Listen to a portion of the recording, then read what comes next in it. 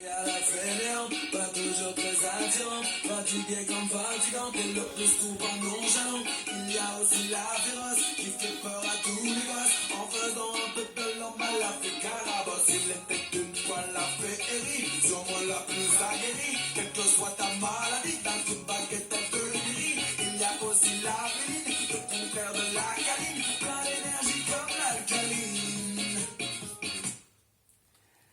Bonsoir mes amis, mes chers amis, mes chers amis. Comment allez-vous, Jean-Pierre Lacroix, aujourd'hui? Bienvenue à ce 3e épisode de la consultation spéciale de Victoria Corona. Bon, ce soir, je vais commencer, comme d'habitude, avec les 5 gestes barrières. Donc, le premier, vous le savez bien déjà, se laver les mains, soit avec de l'eau et du savon, soit avec du gel hydroalcoolique. Vous êtes habitués déjà à ce gel? Alors, on prend le gel hydroalcoolique, on se met une goutte, j'en ai mis trop, sur le creux de la main et on se frotte.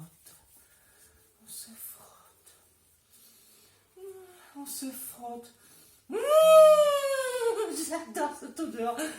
On se frotte et on se frotte. Ensuite, pour se moucher ou pour éternuer, on utilise le coude. Le coude, c'est pour éternuer, hein, c'est pas pour se moucher. D'accord? Et alors, on se mouche avec un mouchoir en papier, n'importe la marque, mais ça doit être un mouchoir en papier jetable. Donc, on prend le mouchoir, on le déplie et on se mouche.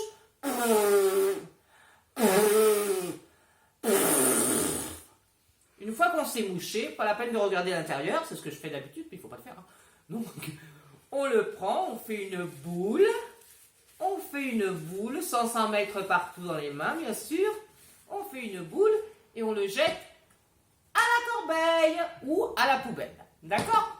Ensuite, la distance de sécurité. Donc, si on sort, si on va faire des courses, etc., déjà, des gants, c'est très important. Surtout si vous allez toucher des surfaces en aluminium, le carton, le plastique, etc.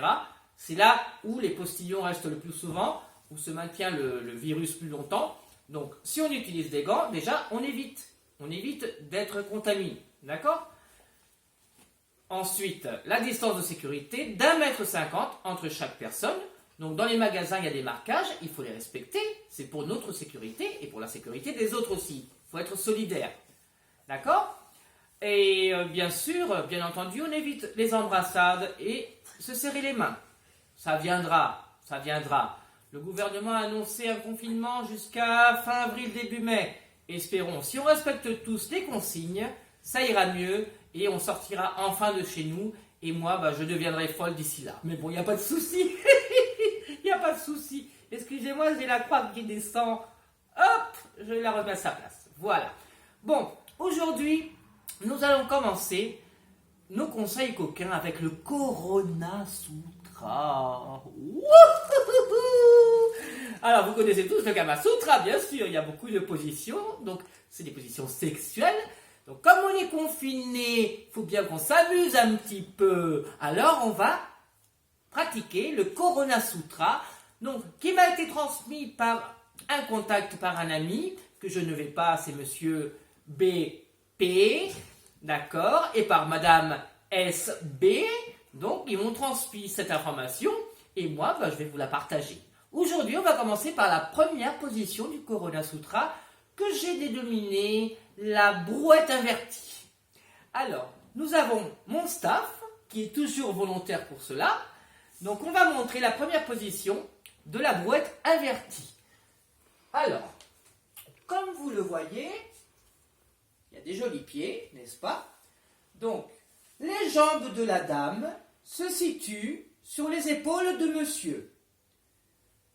Les hanches de la dame se situent contre les hanches de monsieur. C'est là qu'il y a pénétration. Clac, clac, clac, clac, clac, clac, clac. D'accord? Et le corps de la dame est posé par terre. Celui qui fait tout l'effort, c'est monsieur. Heureusement. Donc là, il y a pénétration et là, le plus important, il y a la distance. Distanciation sociale, la distance de sécurité d'1,50 m. Donc, pas de risque de contamination. Par contre, ce qu'il faut faire toujours, c'est utiliser des préservatifs. Utilisez des préservatifs. Ça évitera des soucis. D'accord? Voilà pour la position d'aujourd'hui de la boîte avertie. Très bien. Alors, nous allons poursuivre aujourd'hui avec des remerciements. Je coupe un petit peu le programme, l'épisode, parce que ça fait des épisodes trop longs. D'accord? Alors, les remerciements aujourd'hui vont aux agents de services hospitaliers. Un de mes contacts, Vanessa, que je remercie d'ailleurs, m'a précisé cette dénomination. Hier, je ne m'en souvenais pas. Donc, un remerciement aux agents de services hospitaliers qui font un très grand travail dans les EHPAD, dans les centres médicaux, dans les centres hospitaliers, donc qui nettoient, etc., qui conditionnent les espaces pour qu'on puisse y travailler. Je remercie bien sûr les personnels soignants, médecins, aides-soignants, infirmières, etc., pour leur travail. Je les encourage à continuer et je leur donne beaucoup de force d'ici. Je remercie aussi bien sûr les forces de l'ordre, les sapeurs-pompiers, les éboueurs, les routiers, enfin toutes les personnes qui travaillent pour que la vie puisse continuer malgré le confinement. Voilà. Donc pour aujourd'hui c'est fini. Demain il y aura plus, d'accord? Et puis pour samedi je prépare un épisode spécial soirée. Parce que oui, on est confiné, mais il faut bien mettre une note de musique et une note de soirée à nos confinements. Donc je prépare ça pour samedi. Donc je vous laisse, je remets la chanson que tout le monde connaît, d'accord? Et puis on se dit à demain. Bisous mes péchis, mes chéris. Ah, j'oubliais. Ouh là là, j'oubliais. Un grand bisou, un énorme bisou de mes lèvres et de mes seins à ma copine Lady Mazout. C'est pour toi ma chérie. Allez, au revoir et à demain. Attention, j'ai pas d'aide pour la musique. Je préfère la fellation.